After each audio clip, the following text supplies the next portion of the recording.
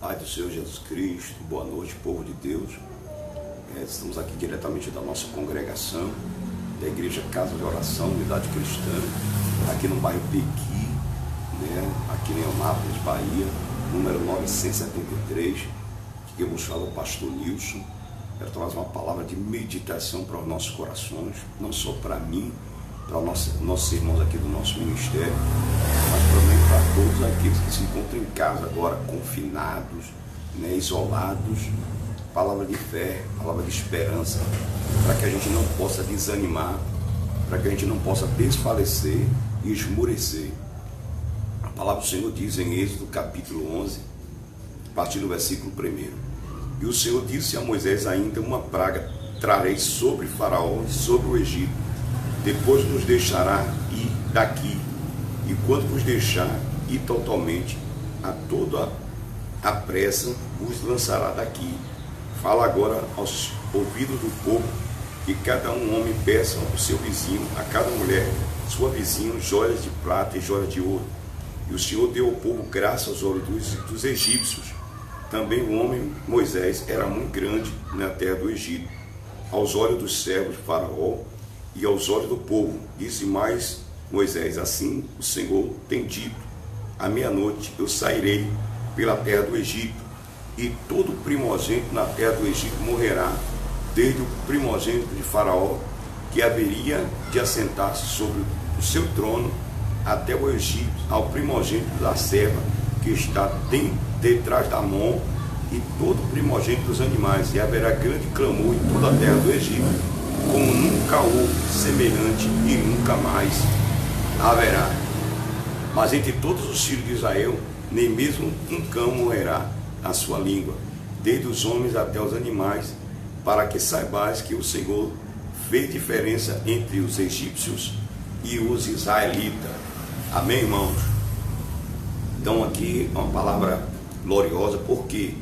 Porque Deus ele enviou 10 pragas, porque na verdade o povo viveu 430 anos oprimidos, aprisionados, sendo escravos na terra do Egito.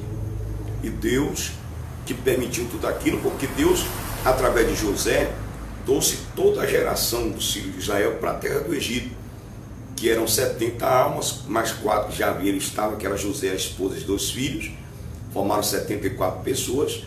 E essa geração, ao decorrer dos anos e dos tempos, eles cresceram, multiplicaram, chegaram a mais de 3 milhões de pessoas, quando saíram da terra do Egito. Deus ele tinha uma promessa com o povo, e o povo começou a ser castigado, o povo começou a ser oprimido, o povo começou a passar na mão dos inimigos, e foi terrível. E Deus agora estava ali só atento para ouvir o clamor dos filhos de Israel. Então a Bíblia diz que os filhos de Israel começaram a clamar a Deus. Você encontra essa passagem em Êxodo capítulo de número 3. Israel clamou a Deus, e Deus ouviu o seu gemido, a sua aflição, ao ponto de Deus ter dito assim: tenho visto atentamente a aflição do meu povo Israel, que está na terra do Egito, e eu desci para livrá-los. Deus desceu mesmo. Foi tanto que cada praga que acontecia, os magos, os adivinhos, os feiticeiros, os astrólogos disseram: isso não é outra coisa. A resposta que eles deram a Faraó: isto não é outra coisa senão o dedo de Deus. Irmão, não foi a mão, não, foi o dedo de Deus que estava operando ali. Se o dedo de Deus fez tudo aquilo, imagina o que ele não pode fazer. Imagina o que ele pode fazer com 7 bilhões, mais de 7 bilhões de habitantes do planeta Terra. O que ele não pode fazer. Uma coisa é assim: Deus não tem prazer na morte do ímpio. Deus não tem prazer. Deus quer que o ímpio se converta e siga ele. E Deus quer também que os cristãos que estão na igreja, desanimado, fraco, brincando de dizer crente, quer que também se converta, para que vá morar com ele no céu. Jesus não foi para o céu em vão, não. Jesus foi para o céu preparar um lugar, e já está preparado desde a fundação do mundo, para que ele viesse nos buscar e nos levar para onde ele estivesse. Então Deus enviou as 9 pragas até a 10ª, e Faraó sempre endureceu o coração. Na verdade, Deus endureceu o coração de Faraó, e ele agora segurava o povo, oprimia mais ainda o povo, mas até Deus anunciar a 10ª praga. que foi a morte dos primogênitos do Egito. Quer dizer, o anjo da morte ia passar, ia ferir todos os filhos primeiros, os primeiros das famílias. Inclusive Faraó também tinha um primogênito. Então Deus agora manda Moisés falar com Faraó mais uma vez. Ele não deu ouvido, ele não deu crédito. E assim que está acontecendo hoje. Nós estamos pregando e as pessoas não estão dando crédito. Nós estamos anunciando e as pessoas não estão dando crédito. Há quantos anos a igreja está pregando, falando que vai acontecer aquilo que está escrito na palavra de Deus, como enfática, né? É a palavra escatológica em Mateus capítulo 24, aquela escatologia que é profecia, coisas que Jesus falou, já acontecia naquela época, mas ele falou que ia acontecer de uma escala maior. É o que está acontecendo: terremotos, né? Doenças, né? Fomes, nação contra nação, reino contra reino, guerras, rumores de guerra. Tudo isso Jesus falou, tudo isso Jesus profetizou. E Jesus não é homem para que minta, e nem filho do homem para que se arrependa. Quer dizer, o que ele falou, ele vai cumprir. Então, quando Deus agora manda os filhos de Israel, agora que ousadia, meu irmão, o povo ia sair da terra do Egito, e Deus mandou o povo ir nas casas dos egípcios, tomar ouro, prata. E a Bíblia diz que o povo do Egito obedeceu, porque eles viram o sacrifício, eles viram também o poder de Deus, eles viram o que Deus havia feito nas 9 pragas anteriores. Então eles começaram a doar, também eles querendo que o povo saísse, para que tudo cessasse, porque eles não estavam cansando mais, eles estavam cansados de estar ali sendo, né, ali sofrendo a ira de Deus, porque as pragas foram a ira de Deus. O que está acontecendo hoje com essa praga, essa pandemia, é uma manifestação da ira de Deus. Por que ira de Deus? O continente da Ásia, os chineses, onde propagou essa pandemia, eles mataram muitos cristãos, eles fecharam muitas igrejas, eles procuram cada dia oprimir o povo de Deus. Olha onde começou essa praga dessa doença e que se alastrou pelo planeta Terra. A Itália, né? Você olha aí que o Papa, ele declarou que agora em maio ia colocar um novo líder mundial, como se fosse o anticristo. Então você vê, Roma, ela dominou muitos anos, ela dominou desde a época de Jesus, eles dominaram, foi eles que mataram Jesus. Quantas pessoas eles mataram nas arenas, nos coliseus, comido por leões. Eles faziam como se fosse espetáculo com os cristãos naquela época. Então imagina, o apóstolo Paulo mesmo, eles mataram o apóstolo Paulo. Paulo morreu em Roma. Paulo também plantou uma igreja lá em Roma.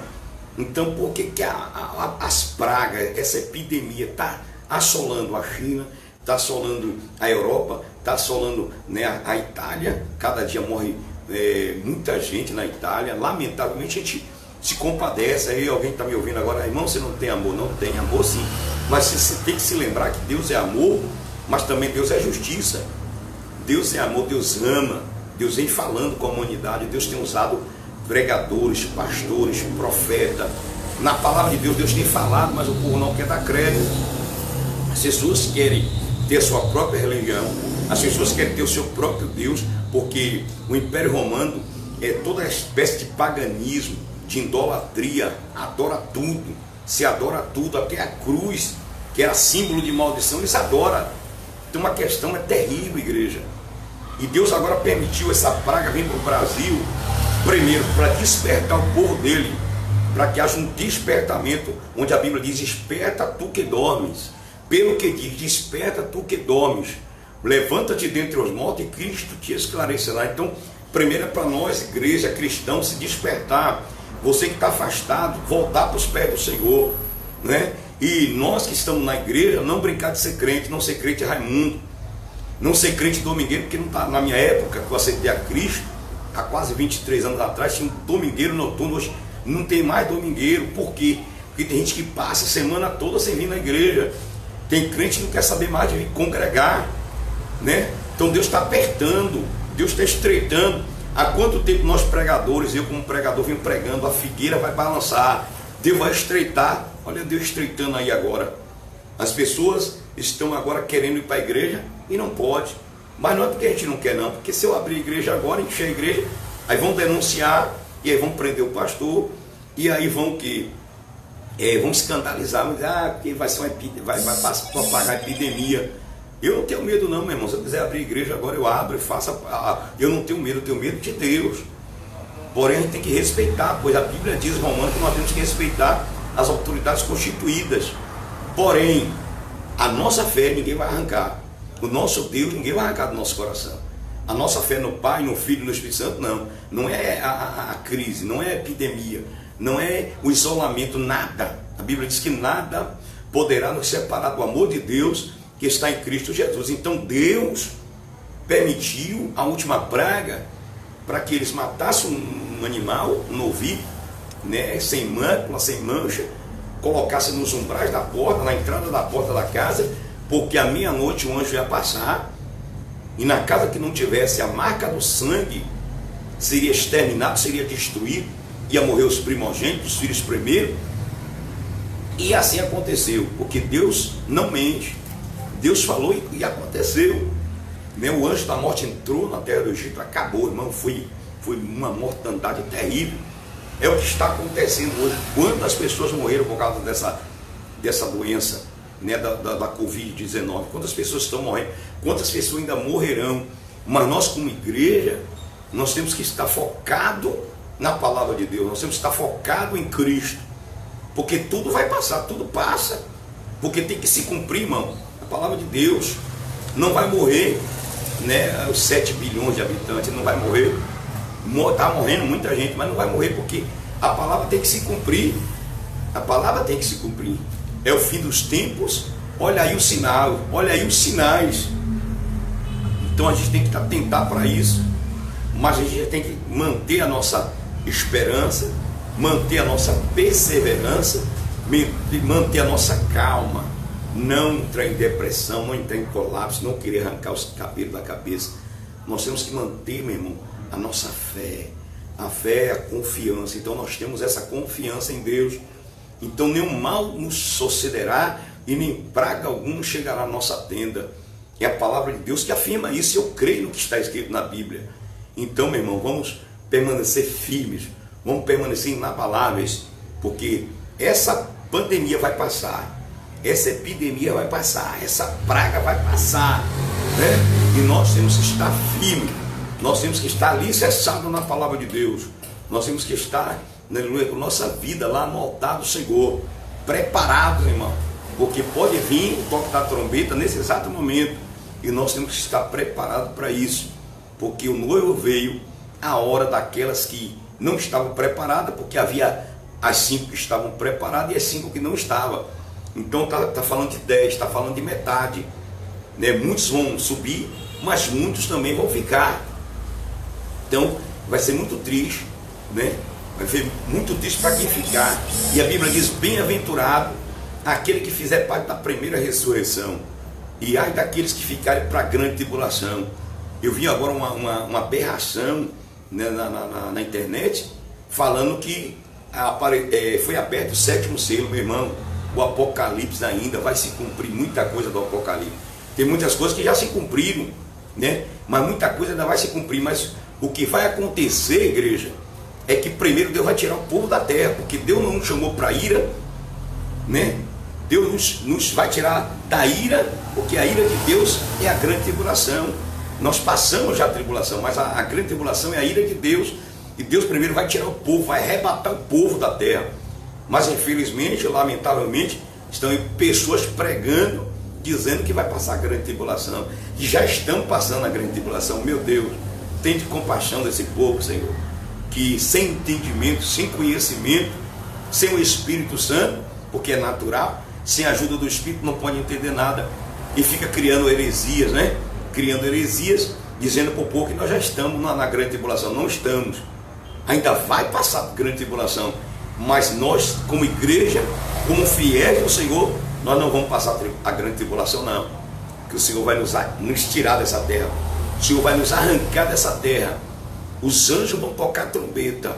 E nós temos que estar fazendo parte do povo do arrebatamento. Do povo que vai morar no céu.